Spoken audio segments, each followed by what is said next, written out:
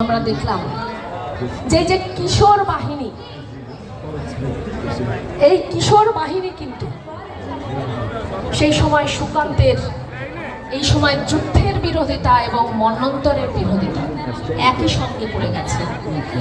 অর্থাৎ সুকান্ত একই সঙ্গে মন্বন্তরের বিরুদ্ধে একের পর এক কবিতা লিখছেন, আবার যুদ্ধের বিরুদ্ধে একের পর এক কবিতা লিখছেন। অর্থাৎ এই যে কিশোর বাহিনী সেই সময় যুদ্ধ করছে, কারা যুদ্ধ করছে? ফ্যাসিবাদ। আর মন্বন্তর করছে কারা? মন্বন্তর করছে ইংল্যান্ড। একই সঙ্গে এই দুই শত্রুর বিরুদ্ধে কিন্তু তাদের কবিতা লিখে গেছে এবং সেই সময় সামাজিক আন্দোলনে এই দুই শত্রুকে তিনি প্রতিষ্ঠা করে গেছেন। দ্বিতীয় যে কথাটা আমি বলবো, যে সুকান্তকে যদি আমাকে জিজ্ঞাসা করেন, আমার এটা ব্যক্তিগত মত, যে রবীন্দ্রনাথ এবং নজরুলের পর সুভাষ মুখার্জি এবং কবি সুকান্ত, এই ধারাবাহিকতাটা সম্ভবত আমরা আজকে ভুলে গেছি। এই ধারাবাহিকতাটাকে ভুলে গিয়ে, যদিও জীবনানন্দ দাশ এবং নজরুল তারা একই বছরে জন্মেছিলেন, কিন্তু সুকান্তকে আমরা ভুলে গিয়ে জীবনানন্দকে বেশি গুরুত্ব দিয়ে ফেলেছি। এইটা আমার মনে হয় সুকান্তকে যথেষ্ট সম্মান দেওয়া হয়নি। জীবনানন্দ যখন বলছেন যে সূর্যের তাপে আক্রান্ত হচ্ছে মানব সমাজ এবং সবাই হচ্ছে শুকর, সেই কবিতা আমাদের কাছে বেশি গুরুত্ব হয়ে গেছে সুকান্তের থেকে। এবং সেই জন্যই তার ঠিকই বলেছে যে মিডিয়া সুকান্তকে হাফমুখী করার সাহস পেয়েছে, আর জীবনানন্দ দাসকে কবি বলতে পেরেছে। শেষটি কথা আমি যে কবি সুকান্ত কবিতা সেখানে যে এই সাম্প্রদায়িকতার সময়, এই যুদ্ধের সময় হিন্দু মুসলমান উত্তর এবং ভদ্রজন একসঙ্গে লাইনে দাঁড়িয়ে কমিশনদের জন্য আপনারা লাইন দিচ্ছেন।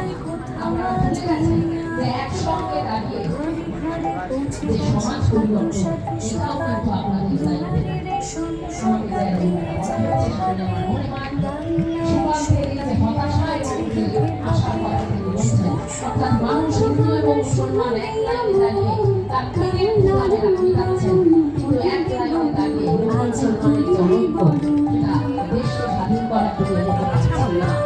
এই যে হতাশার কথা, রোগ বালাই হলেও আর নেই কোনো ভয়, স্বাস্থ্য সাথী কার্ডে সব রোগ হবে জয়, স্বচ্ছ দৃষ্টি সুনিশ্চিত করে সেখানেও আমাদের স্বাধীন করতে হবে। রোদ মেঘে জোড়া ফুল মুছে দেয় কালো, শুনো শুনো বন্ধুগণ। ধন্যবাদ বর্ণালীকে। বর্ণালী মুখোপাধ্যায় বললেন। এরপরে আমি বলতে ডাকবো সুশান রায়কে, সমাজকর্মী, তথ্যচিত্র নির্মাতা। সুশান রায় দেশ বাঁচাও গণমঞ্চের অন্যতম আহ্বায়ক।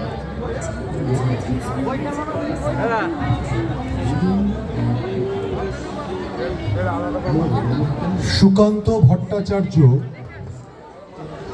এই নামটা আমাদের প্রজন্মের কাছে যত পরিচিত, সুকান্তের কবিতার লাইন আমাদের প্রজন্মের কাছে যতটা গ্রহণীয়,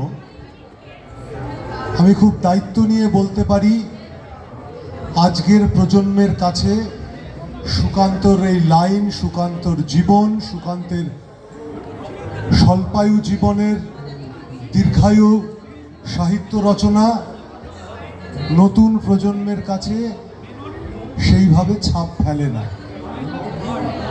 ছাপ ফেলে না, তার দায় আমাদের। আমরা আমাদের পরবর্তী প্রজন্মের কাছে সুকান্তকে উপস্থাপনা করতে পারি।